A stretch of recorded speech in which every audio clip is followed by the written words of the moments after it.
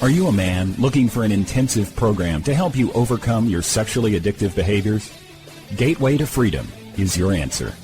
Gateway to Freedom is a 3-day intensive workshop for men seeking to overcome sexually addictive behaviors.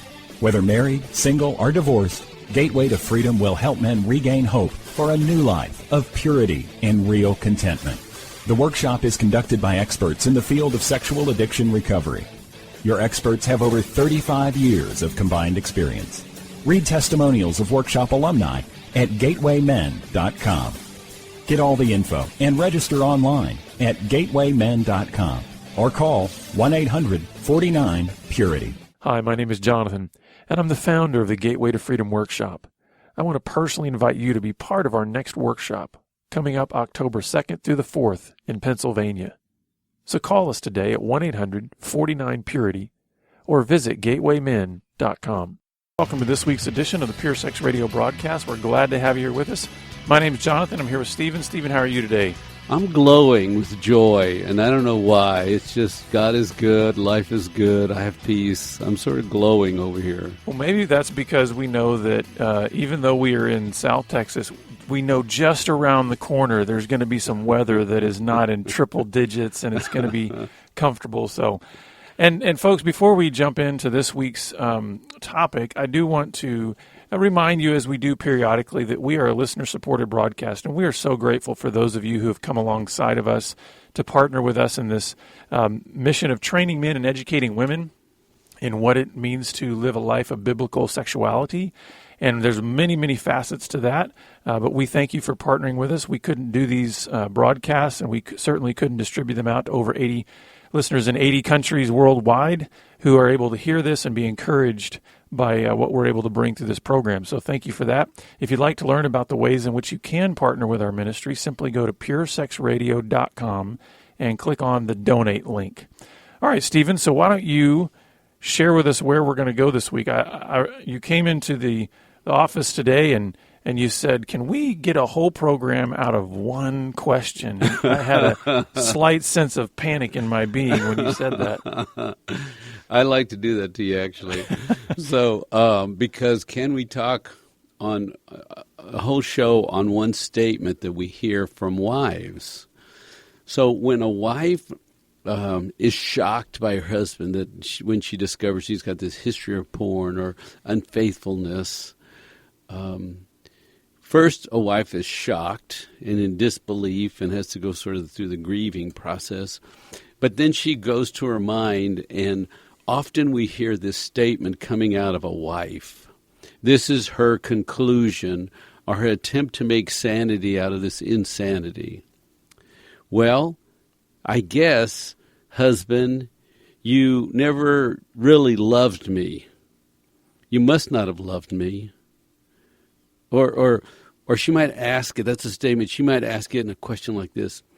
Did you ever really love me? Mm-hmm. Did you love me? Because this makes no sense, and this is a relationship, it's about love, and I discover there's a whole other world that you live in. And so you must not have really loved me. Mm-hmm. And I thought we should take that apart because it's a statement about a wife, and it's a statement about a husband, and it's a statement about somebody that's consumed emotionally somewhere else with porn or fill in a bunch of other things that distract men from relationships. So her only conclusion is, oh, you didn't love me, and you didn't want to love me. You wanted to love the other thing, and that's what you loved, and I'm just sort of here on the side. What kind of thoughts do you have as we unpack this statement? Well, my first thought is I'm feeling a tremendous amount of pressure here because I can sense that there are a lot of women out there that are going through a dark valley right now because they've discovered their husband's secret struggle or whatever, and so they've leaned in to hear what we have to say, and I almost feel like I've got to give a disclaimer and say we're two guys. We're going to do our best, and we're not presuming that we have every single answer to this question, but we are going to hopefully try to help you maybe unpack it in a way so that you can see some of the layers to it, because a lot of times this question it just bursts out of a woman in her pain. because she's feeling like the foundation that I thought we had in our relationship, even as imperfect as it was, has now become sand. And I feel very, very unstable, and it causes me to doubt literally everything about our history together.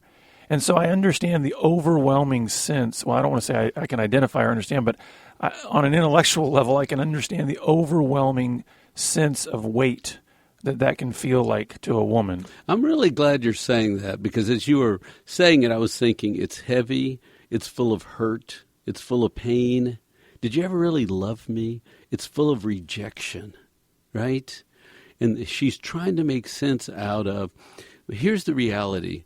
I have been working in this marriage. I have really been present in this marriage. I brought my whole heart to this marriage. I wanted to be loved well in this marriage. Mm-hmm. And I also think one of the things that's really, crippling about this discovery when a wife finds out about her husband's secret is that it immediately weaves a thread of doubt through the entire history. And that's something that's very, very, it's a real factor. I don't want to discount that or say that that's not real and just try to pass it off by saying, no, it's not true that every single moment of your entire history together was false. But I also want to let a wife know that even though that's a real feeling, it's something you have to give yourself time to process. Even if this question is ringing in your mind over and over and over again for days or maybe even weeks after you discover the secret, you have to be willing to say, okay, can I dive a little deeper into this? Can I start to do the work on unpacking these layers? Is it true that 100% of every moment of our entire history is a lie? Well, if you start, honestly investigating that, it's incredibly likely you're going to find out that not 100% of every single moment of your history was a lie. Right. A lot of it was good and true, and he was as present as he could be present, right? And that's one of the things that we're going to get into here a little bit, is that there is confusion, I think, in both parties. Yes. There's confusion in the wife because she's thinking, wait a second, you told me this and you did this and you said that, and now I'm finding out that you didn't do that, and what you said was a lie, and so there's a lot of confusion in why would you do that, and did you ever really love me? But I want you to understand there's also confusion on the husband's part. There's confusion in the sense that he didn't know how to process what he was covering up. He didn't know how to love well. He demonstrated that. He didn't know. So Stephen put it this way off air. He said, he's coming from a place of a small heart. He has not grown a full heart. He's not grown a heart that knows how to love and be present and be open and honest and transparent and there. And so this doesn't excuse lying. It does not excuse the behaviors that he's committed, but I do think it paints the picture that there's some overlap in the confusion that's going on in both individuals. And I like what you're saying here, because I think it is very disorienting and confusing and shocking, because she'll say something like, well, this is our love story. I've been really present, trying to live well with my whole heart, and I've wanted to love well, and I've wanted to be in a great marriage. I've been preparing for this day. I'm excited. I've told my friends, and everybody knows that I'm growing a great love story. That's who I am. That's what I'm about. And then I find out one day, you have a little heart. You're not there really stretching and growing and tugging away at that little heart, making it bigger. You're taking the energy and the effort, and you're going somewhere else. Yeah, you've got a little heart, and you've got a huge secret. And the more you keep diving into the secret, your heart is getting smaller and smaller, because... Wait a minute. Say that again. If you dive in the secret and learn more and more, what's... And our secret that we're talking about here is sexual brokenness. So some kind of, infidelity of the heart or infidelity of the body, whether it be pornography or other types of behaviors, affairs, anything like that. That's kind of what we're talking about when we're talking about secret for the sake of our ministry and our conversation here. So the more he dives into that, covering that up and doing those secret behaviors, his heart is actually shrinking, because we know that a true lover, in the sense that God has made us to be a true lover, is not someone who is keeping secrets from his wife, certainly not someone who is betraying her sexually, whether physically or mentally and emotionally. He is not someone who is pulling away from her and hiding and betraying in those ways. So what I mean by that is, the more he dives into the secret and makes that bigger, his heart to be able to love is getting smaller. And again, or at least it's stunted. Right. At a minimum, it's stunted. Right. It's not growing. That's it. Because what's growing is the secret life is growing, and it's consuming all the resources, right? His being present well, he's distracted, his accountability for his time, all of his money. I mean, there's just little things that are odd, and she knows it. And that's him growing the wrong area instead of the healthy, emotional, spiritual, and this his is where heart. And this is where I think it gets really difficult for wives to hear, because when they hear that, they go, "Oh, that sounds like you're making an excuse for all of his behavior." And that sounds like you're making an excuse for his behavior, and that, hey, let me feel sorry for him because he's got this little heart and all this. No, and also then it's hard for a wife to hear, because she's thinking, well, if he's got this little heart and he's been growing this big secret, then it is true. He didn't ever love me. He didn't care about me at all. That's interesting. So what are you saying? But, did he love both? How could it be that he picked her and he picked his fantasy life? Here's what I'm going to say, and this is what sometimes is hard for a wife to hear. It isn't that he didn't love you. It isn't that he didn't care. He just didn't know how to love you or care in the capacity that you would expect from a healthy man. So keep this little heart idea in mind. He's got a heart the size of be nice. a bean, a little pinto bean there, right? He's got this little tiny heart. So okay, let me tell you who I am.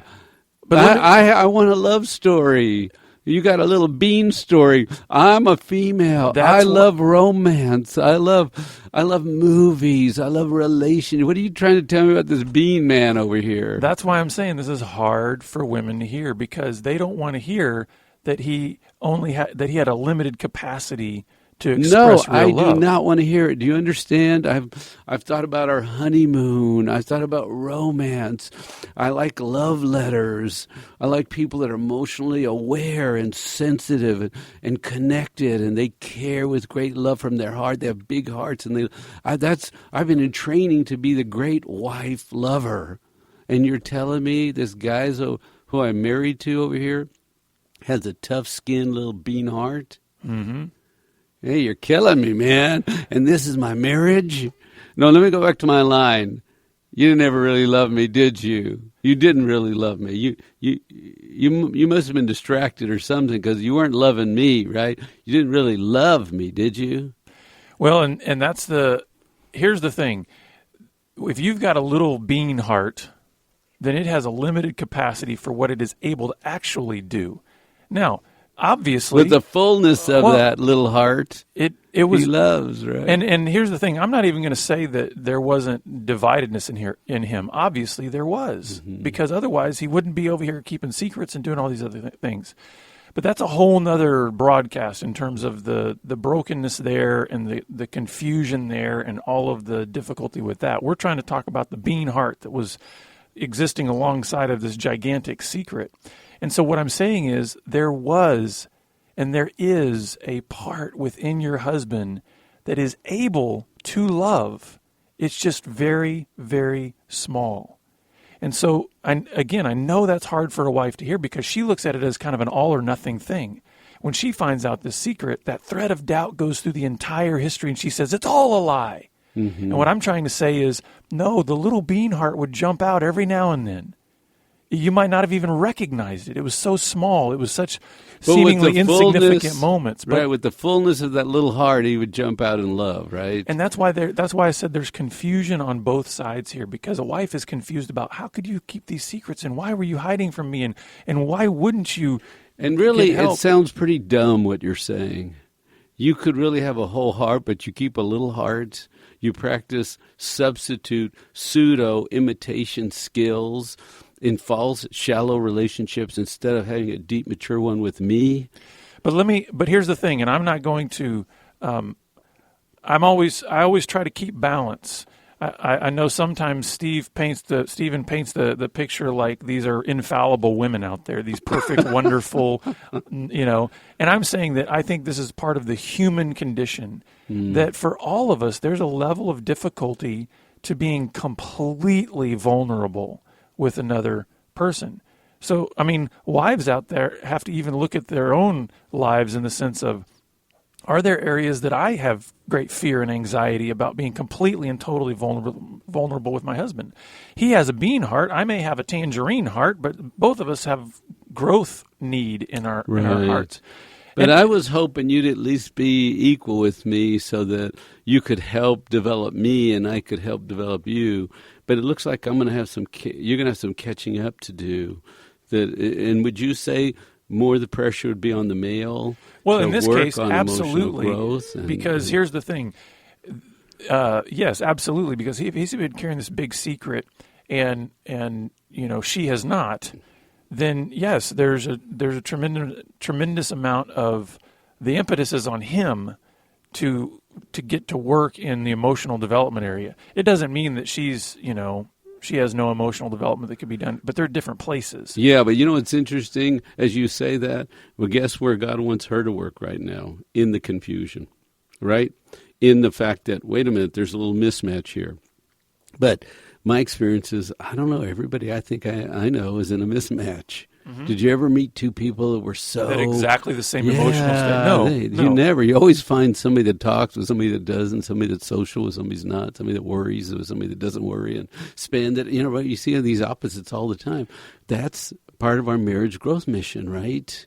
And the thing here is, and I don't even believe it should be a goal in a marriage to try to equalize that emotional growth state. I think it's about, there are going to be times where one is kind of ahead of the other. And in this case, the situation we're describing right now, by default, the wife is ahead of the husband. Because if he's got a little bean heart and he's got this massive secret, then even if she's not the most healthy individual in the world, she's probably already ahead of him. Because, if she's not been carrying massive secrets and she's not been doing these similar kind of things, then in a way she's already represented greater health in that marriage than he has. But this isn't about pitting the two individuals against one another. This is about trying to answer this question: did you really ever love me? And my answer to that is, and I can't answer for every man, but in our ministry, man, we've seen so many couples, and I would say for the vast, vast majority, if not all of them, the answer is yes, he did love you. He sacrificed, he gave, he waited, he worked, he gave the best of what he had to you. But he was still a tormented man, right? And that's just it. What he thought, and many men think this, what he thought he was withholding in order to protect you is now the very thing that's hurting you. Wow, that's a very powerful thought. He thought he was protecting you, and he thought he could manage this thing, and it wouldn't get out of hand, and he was going to be okay. And now it's the very thing that has destroyed you and him. And I really want guys out there to hear that. Say it again, then. What do you want the husbands to hear? The very thing that they thought when they were falling in love with you and they were pouring themselves into you and they were wanting to invest their life in you, the thing that they hid, this brokenness inside of them, the thing they hid that they thought was going to protect you is now the very thing that's hurting you. Because it's grown. And it's always hurt him. It has, yes. And stunted him, so he has a little heart, but he thought, I'm okay, I'm like everybody else. He thought stupid thoughts and stayed small. And that's why a lot of times these guys with little bean hearts, they get it's funny. They get good at all of the romantic trappings that you were talking about. The flowers and the cards and the dates and all this, because what they've learned, and I'm saying that there's still a little bean heart in the behavior, but they've learned that if I really do love somebody, I must do all these things, even if I don't know the real meaning or I don't know. They've learned to perform in a certain way, right. But I'm still going to tell the wives out there, even in that performance early on, guess what? It came from a little bean heart. There was something of a genuineness behind it, even if it got overblown with pomp and circumstance. It was still, it came from a place of good. There is good love, and there is motivation, desire, and for his wife. Right? So that even though it was small and limited and he could do a few skills really well, he could be entertaining really well or funny really well, or he could do a little bit really well, but the depth isn't there. And I think that's part of, you hear almost loneliness in this, right? Well, did you ever love me? Did you ever want to know me? Did you ever want to explore me? Because I'm sitting here waiting. And I think and that's a great point, because I think also what's woven into this question is you chose that over me. You chose porn, or you chose these other things because she's seeing it as, because it very much is a betrayal. It's a betrayal of trust. It's a betrayal of her beauty. It's a betrayal of her. So you obviously love that more than me. And that's what she would say. Right. But he would say, I started this long before you. This is so woven in my being. It's such a habit and ritual now. It's not like a little choice in my mind, A or B. It's like torment in my soul. And even though that's true, that just kind of bounces off a wife and her pain, because she's going, that sounds like an excuse. That sounds like you saying you're just this helpless little victim there that can't do anything about this. Right. But when she says today, just pick me. Look, if you've got the secret that's 10 or 15 or 20 years old, we're not at the picking level. We're down in the survival, coping every day, trying to stay ahead of the game and not be caught. And part of this is he has to go on a journey sifting through all of this massive junk in his life to try to find the little bean heart.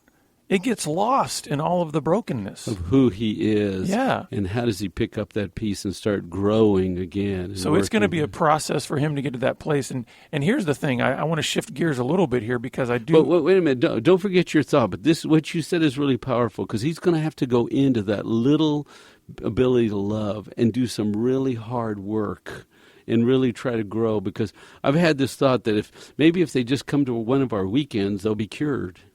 Well, this stuff is woven in at so many levels. There's so many layers that this stuff is woven into, that even if you get it straight in your head, your whole being doesn't get it. You understand? You have habits and stress, and you have triggers, and you have the sick culture. It's at so many levels that even if a guy has an aha moment, wow, that's good, all my history is pushing me back into one direction. And so even though I say, okay, I get it, I'm going to start to love, he's still going to be a sixth grader trying to figure out how to really grow and mature instead of do the old stupid. How do I really love well, stay present well, listen well, deepen a dialogue well? How do I do the hard things really well? Because that's what she's asking. And that's where part of the work that he's going to need to do is when he finds that heart. And I don't know if this would happen with a pinto bean, but let's change metaphors now. Let's say it's a seed. It's just a tiny little seed. Yeah. He's got to plant that in good soil, and he's got to start nurturing that so it actually grows into something. Yeah. And so that's why in the confusion that both of the husband and wife are in, there's some personal work that both of them have to do. She's got to wrestle with the instability that she's feeling and say, where can I find an anchor? Have I put my anchor in him, or is my anchor in Christ? He's got to do work that says, you know what, I gotta find this little heart of mine, and I've gotta learn what it takes for it to grow, what kind of nutrients it needs. How do I do that? And he starts getting into fellowship and confessing and accountability and these kinds of things that start saying, okay, here's how you tell the truth, and here's how you be present, and here's how you open up to another person. So would you take a few minutes to tell your story? Because I think you told me that your wife learned this lesson. And if this is for the wives who are asking this question, then maybe we could use Elaine if you think she'd be willing to tell that story of. Yeah, one of the things. What do you do in the confusion and the insanity of learning your husband is half crazy? Well, one of the things that my wife, taught me through her story was she said she discovered, as she was really unpacking all of the brokenness and all the pain that this caused in her life, one of the things that she discovered was that she had put an unhealthy amount of hope and security into me, meaning I was, in a way, like a god to her. In a way, I became an idol. Now, she didn't recognize that she was doing this. She thought this was the way you love, the way you are in a marriage. But she actually found that there was a fallacy in that, because anything that we put ahead of God is an idol, even a good thing. So when a good thing becomes our ultimate goal, then it has actually become a bad thing. And so even her desire to love me, when she made me the ultimate focus of everything in her life, that became a bad thing. And so this would have been devastating even if she was in a healthy place, but that kind of devastated her to a whole nother level. So in her own recovery and growth and healing, she had to rebuild the foundation of her life in her confusion and in her pain. But she had to cry out to God and find Absolutely. Him at a new, fresher level, right? Yeah. That's what you're saying. And so here's the thing. It wasn't an either-or proposition for her. God did not make an either-or proposition. You either pick me or pick Him? Is that what the either-or is? What it was make me first and love your husband well. And so it was both and. It wasn't saying you have to say, okay, now my devotion is to Christ, my foundation is on Him, and I guess I just can't have a really close, great, wonderful relationship with my husband. No. It's both and. It's just she had to shift the priority. She had to put me in my proper place, which was definitely secondary to her reliance on God. In other words, the Bible says that God is her husband. And she said she had to really lean into that He was her husband, her first love. And therefore that allowed her to be able to heal and then love me well. I must do the same thing. Right. But so for her half, it's this journey, right? That she is on of spiritual growth, of awakening, of growing deeper, of saying, wait a minute, my husband is my husband, and my God is my God, and I worship my God, I bow before my God, and then I engage my husband in a great love story. But I always know, first and foremost, God and I are on this walk. So for our last few minutes, would you talk about what had to happen to you? What's the shift you made? Well, I'll pack a few minutes into 30 seconds. But the shift I made was when I found my bean heart, I realized that the soil that I had to plant it in was the love of God and His Word. And as I planted it in there, then what began to grow out of me was the kind of heart that could love my wife well, be fully devoted to God, and have my priorities straight. And it allowed me to be present with all my warts and everything, just everything about me, brokenness and all. And that's kind of how you build a great love story, is you recognize that when the foundation is in Christ, then whatever you have to present to one another doesn't have to destroy or shatter your world, because you realize we're both in a growth mission. We're both in a growth process. And we are going to have to wrap it up there, and we know that there's no way we could have covered everything regarding this question. So wives, if you're out there and you would like additional help in your own journey, please contact us. You can call us at 1-800-49-PURITY or go to puresexradio.com. We're glad you've been with us, and we'll see you back here again next week on the Pure Sex Radio broadcast. Pure Sex Radio is paid for by Be Broken Ministries. Visit us online at puresexradio.com.